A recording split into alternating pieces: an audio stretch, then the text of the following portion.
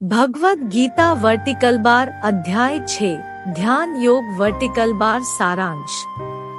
ध्यान योग आत्मसमय योग 47 श्लोक। कृष्ण के अनुसार सही कर्म या कर्म योग भी त्याग है, क्योंकि इसके लिए व्यक्ति को अपनी अपनी स्वार्थी इच्छा का त्याग करने की आवश्यकता होती है।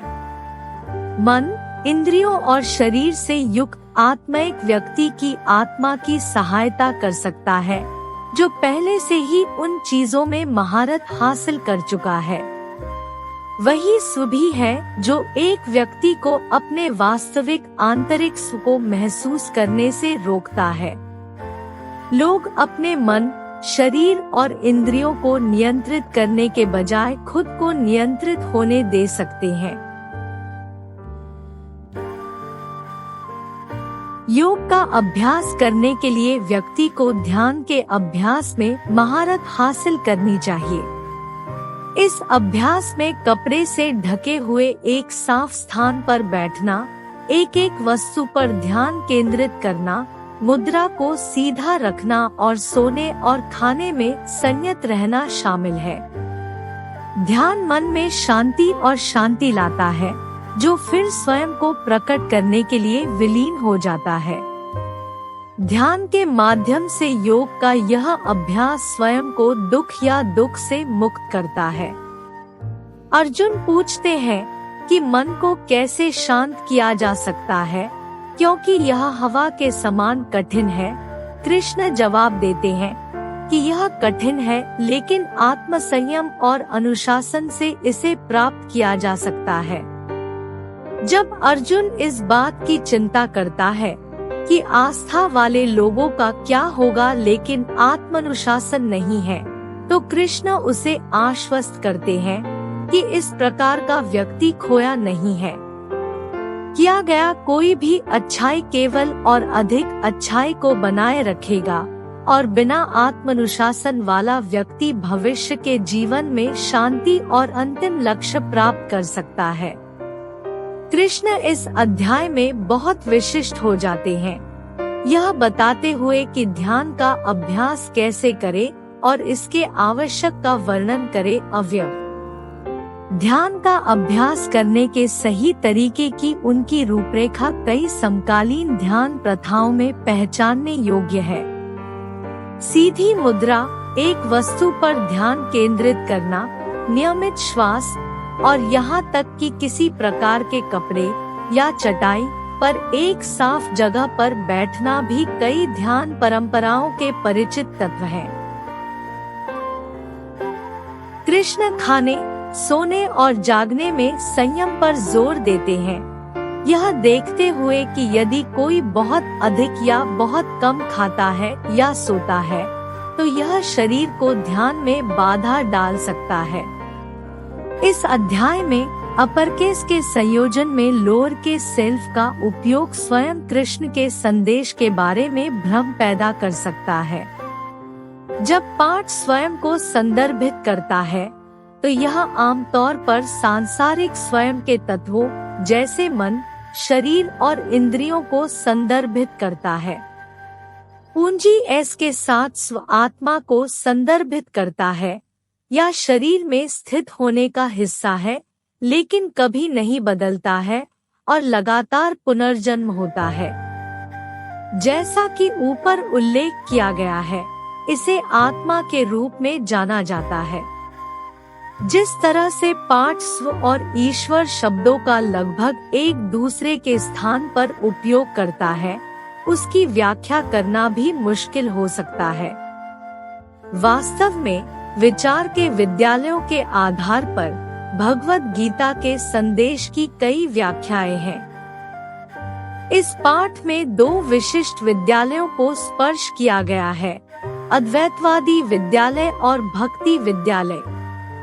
अद्वैतवादी स्कूल का प्रस्ताव है कि स्व और ईश्वर अंततः एक ही है, न कि दो अलग अलग संस्थाएं। इस प्रकार अद्वैत भक्ति या भक्ति आधारित परंपरा एक देवता के साथ एक व्यक्तिगत संबंध पर जोर देती है। गीता के ये दोनों विचार महत्वपूर्ण हैं। अर्जुन को सिखाते हुए योग के मार्ग के माध्यम से मुक्ति कैसे प्राप्त करें, स्वयं को और इस तरह भगवान को महसूस करते हुए कृष्ण कहते हैं, वह जो एकता में निहित है बटा यह महसूस करता है कि मैं बटा हर प्राणी में हूँ। कृष्ण का भी अर्जुन के साथ एक व्यक्तिगत संबंध है और उन्हें सिखाते हैं कि सही कर्म करना और योग का अभ्यास करना भी पूजा और भक्ति के प्रकार है। वह अर्जुन को निर्देश देते हैं कि उसे पूर्ण विश्वास के साथ प्यार करो बटा अपने पूरे आत्म को उसके पास लाओ। इन दो अवधारणाओं के हिंदू परंपरा में अलग अलग स्कूल हो सकते हैं, लेकिन कृष्ण उन्हें भगवद गीता के भीतर एकजुट करते हैं।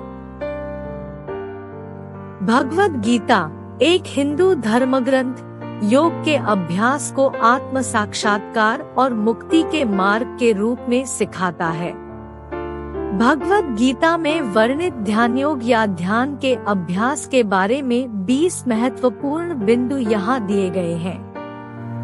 1. ध्यान योग आंतरिक शांति और पारलौकिक ज्ञान प्राप्त करने का एक साधन है। 2. इसमें मन को स्थिर करना और अपनी चेतना को परमात्मा पर केंद्रित करना शामिल है। 3. ध्यान योग का अभ्यास आत्म साक्षात्कार के मार्ग का एक अनिवार्य पहलू है।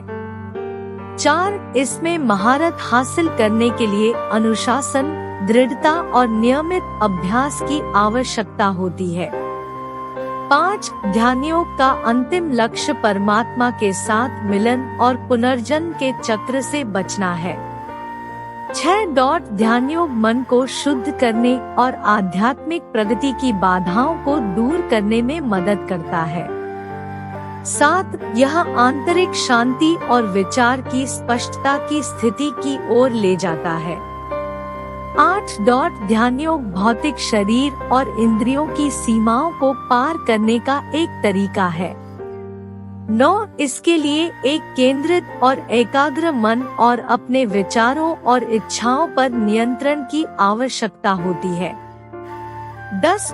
ध्यान योग करुणा, ज्ञान और संभाव जैसे सकारात्मक गुणों को विकसित करने में मदद करता है। 11. यह आनंद और आंतरिक आनंद की स्थिति की ओर ले जाता है। 12. ध्यान योग परमात्मा के साथ एक गहरा व्यक्तिगत संबंध विकसित करने का एक साधन है। 13. यह सभी चीजों की एकता की आध्यात्मिक जागरूकता और धारणा को बढ़ाने में मदद करता है।